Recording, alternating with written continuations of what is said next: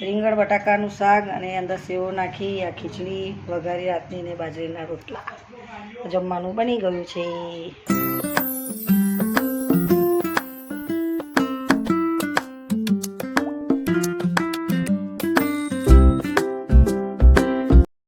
જય શ્રી કૃષ્ણ, રાધે રાધે, જય દ્વારકાધીશ, હર હર મહાદેવ.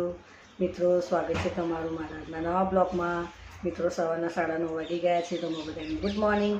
ને કેમ છો તમે બધા? મજામાં? બધા મજામાં રહ્યો. દ્વારકાધીશ બધાને સાજા સારા રાખીને મસ્ત રાખીને ફર્સ્ટ ક્લાસ રાખે. તો મિત્રો, સવારના 9:30 વાગી ગયા છે. મસ્ત બધું ઘરનું કામ પતી ગયું, પાણી વાણી પીપી લીધું, ઘરમાં કચરા પોતા પણ કરી લીધા અને હવે જમવા બનાવવાની શરૂઆત કરી દઈશું. તો મિત્રો, ચેનલ પર નવા હોય તો સબસ્ક્રાઈબ કરજો અને વિડીયો સારી લાગે તો લાઈક શેર કોમેન્ટ કરજો. તો શું જમવાનું બનાવવાનું છે? મમ્મી તો રોટલા બનાવશે બાજરીના, ત્યાં લગીનું શાક બનાવી દઉં. આજે સેવ નાખીને બનાવવાનું શાક.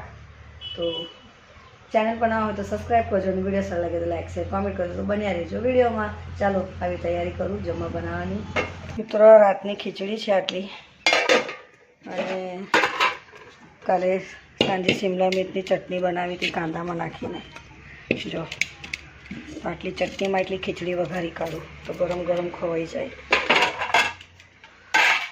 આટલી ખીચડી ને આટલી શિમલા મિર્ચની ચટણી છે. જુઓ,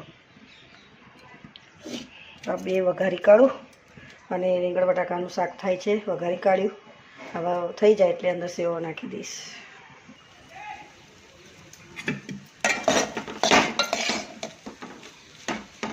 નકરું તેલવાળું છે શાક.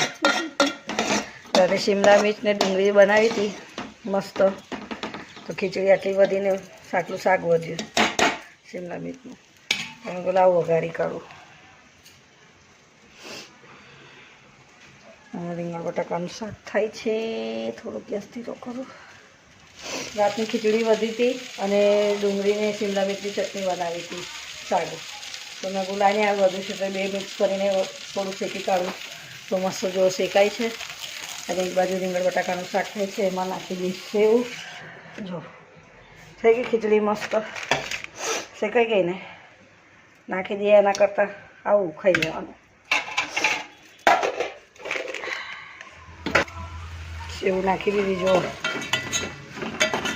રીંગણ બટાકાનું શાક અને ઉપરથી આવી રીતે સેવ નાખી દીધી. થોડુંક પાણી નાખું. આજે રીંગણ બટાકાનું શાક અને એમાં છે સેવ નાખેલું. તો ચાલો આવતો થવા દો.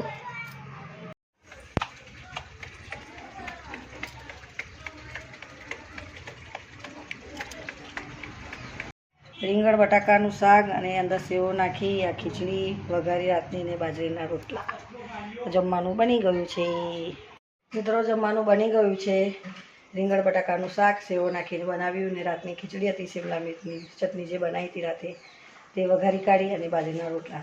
તો મિત્રો, આજ માટે આટલું જ. અને બધાને કાલનું એડવાન્સમાં સાલ મુબારક. અને જો મેં નવી બંગડી પહેરી છે. તો ચાલો મિત્રો, આજ માટે આટલું જ. ચેનલ પર ના હોય તો સબસ્ક્રાઈબ કરજો અને વિડીયો સારી લાગે તો લાઈક શેર કોમેન્ટ કરજો. તો મળે નવા બ્લોગમાં. જય શ્રી કૃષ્ણ, રાધે રાધે, જય દ્વારકાધીશ, હર હર મહાદેવ. બાય.